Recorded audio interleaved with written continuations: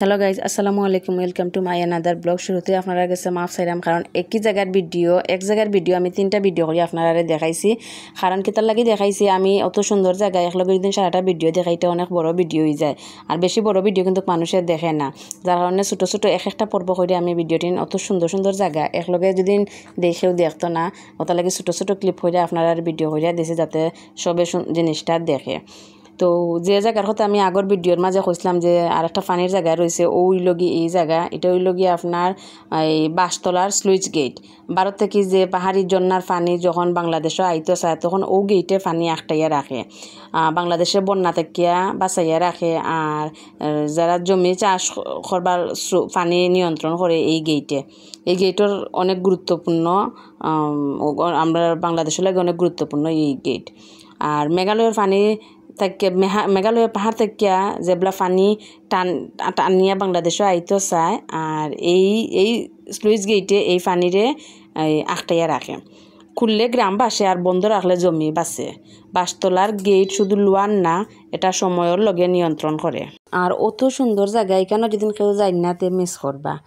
আর আসলে এই জায়গা দিয়ালে চৌখরানির মতন না। আর আমরা কিন্তু ডরে পানির মাঝে নামছি না, কারণ পানির মাঝে প্রচুর পরিমাণে স্রোত। আর আপনারা বাইয়া ভিতরে ডরাইনো খালি তাইনোর ছেলে উঠছে না। আর আমার মেয়েরে নিসলা, ছোটো ফুরিরে নিসলা, তাই খান যাই কেন যায় না। আমি আর আমার বড় ফুরি পানিতে অবশ্য নামছি না। তারা দুই বইনে আপনারও সাইড থেকে পাত্তরের মাঝে পানির মাঝে একটু পাও লাইরে ওইটা ভিজাইছে, মেঘর পানি তারা ভিজরা ও পর্যন্ত। আর এই জায়গা আসলেই সুন্দর দেখার মতন। আর একটু পানির স্রোত কম হইলেও অবশ্য পানির মাঝে নামা গেল না, কারণ পাথর তো খুব বেশি ফিসলা। কারণ আপনারা তো ইদানিং দেখরা ভিডিও কলতর মাঝে কিলা দুর্ঘটনা অকল ঘটে পানির স্রোতের মাঝে। যখন ইয়াং জেনারেশনের ছেলেরা যায় তখন তারা নিজেরা কন্ট্রোল করতেও পারে না পানির মাঝে গিয়া, আর কন্টিনিউ এই ধরনের ঘটনা ঘটে যে হঠাৎ স্রোত বাড়ি যায় আর পানি আইয়। তো আসলে খুব ভালো লাগছে। আর নেক্সট টাইম অবশ্যই আমরা আবার যাইমু। কেন একবার গিয়া মন পড়ছে না, কারণ পানিত বালা করে বিস্তাম পারছি না। যখন পানি একটু কম থাকবো তখন আশা করি আমরা আবার যাইমু।